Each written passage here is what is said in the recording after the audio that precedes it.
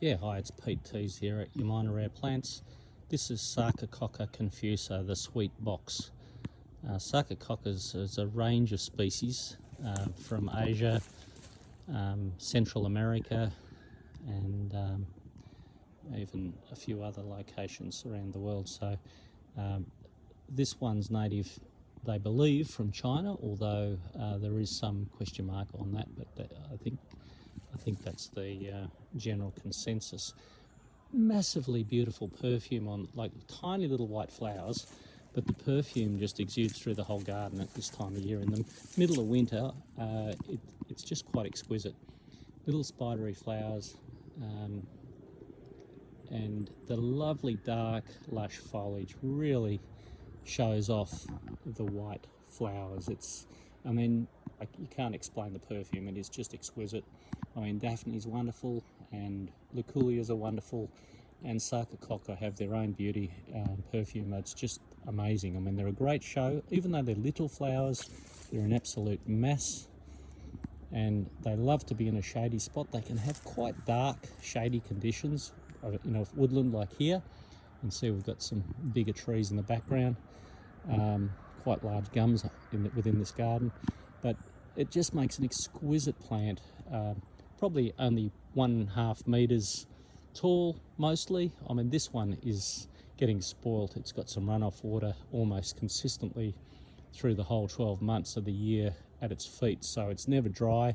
They can take a bit of moisture, but it does have to be water that's going to be moving. You don't want it sitting in a damp spot, but if it's on a little bit of slope like this, it can take quite a lot of water, but it certainly doesn't need quite as much as what it's getting here. This is absolute paradise for this plant. So sweet box, Sarcococca confusa, a really terrific accent plant for the shade. There are many plants that you can use in shade. Mahonias, which are now termed berberis, but a lot of the evergreen, what was previously Mahonias, that a lot of people would know it by that name. Daphnes, of course, a little bit more temperamental than these perhaps. Sarcococcas are particularly easy to grow. Skimmia is another really great shade-loving plant with perfume flowers, white perfume flowers.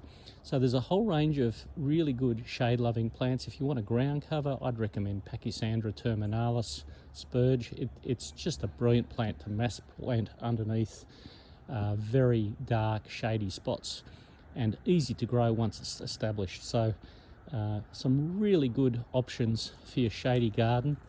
The Sarcococca is right up there. There's several varieties. This one has blackberries. Sarcococca confusa has blackberries that follow the flowers in the spring, but if you get Sarcococca ruscifolia, it's got bright red berries. And then there's a purple stemmed one, and then we've got a little compact dwarf form as well.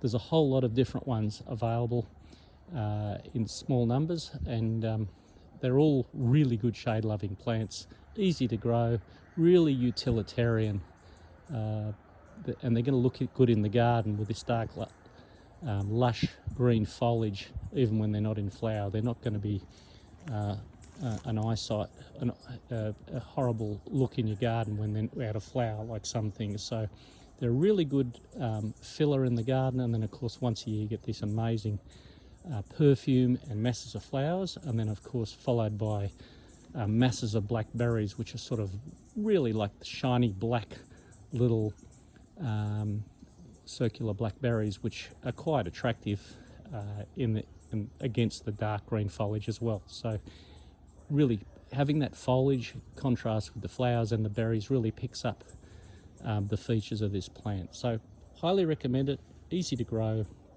obviously has to be in shade, but other than that, a particularly easy plant to grow, and one of our favourite ones at Your Minor. So have a look on my YouTube channel at all the other blogs I do. Have a look on my Facebook and Instagram, because there's 17,000 plus blogs on there with all the different plants that we've collected over the 70 or more years that Your Minor Rare Plants has been operating, since my father and Uncle T started in the early 50s. And you will be really pleased by some of the alternative options for your garden that aren't generally around in garden centres within Australia. So have a look, enjoy. Stephen Ryan up at Mount Macedon, he also has a big range of the same sort of things. He's got a few different, quite a few different things that we don't grow, and vice versa. So he's another complementary grower of some unusual plants if you're looking to fill your garden with some alternative options to the more generic varieties available today. Anyway, happy gardening, and see you at your minor rare plants one day.